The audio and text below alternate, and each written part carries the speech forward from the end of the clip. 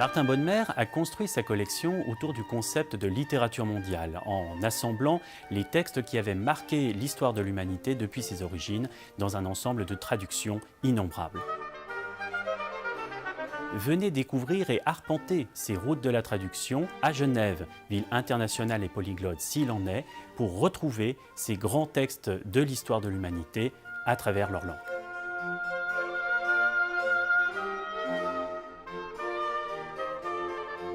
Les routes de la traduction, ce sont aussi les routes du pouvoir.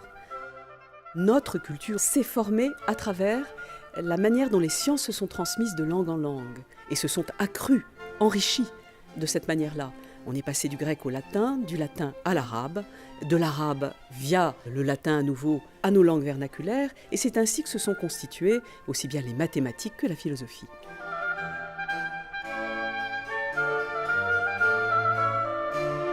L'un des livres dont la traduction a le plus compté, c'est la Bible.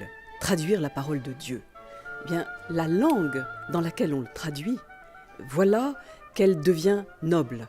Voilà qu'elle acquiert une consistance, une existence. Et on le sait ô combien à travers la traduction de Luther. Luther a traduit en allemand la Bible, et il l'a traduit en allemand de tous les jours, l'allemand de la femme au marché, l'allemand du petit enfant. Et c'est ainsi que l'allemand que nous parlons s'est constitué.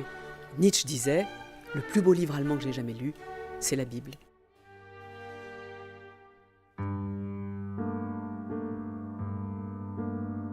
La Suisse, pays polyglotte s'il en est, reconnaît 4 langues nationales depuis 1938. Nous avons voulu les montrer dans l'exposition, ainsi que certains dialectes disparus, comme le Tsurika de Zwingli ou le Sekeleno, dernier survivance de l'arpitan genevois. Bien sûr, vous allez retrouver également la petite héroïne des Alpes, Heidi, traduite toutefois en moins de langues que la Bible ou que Tintin.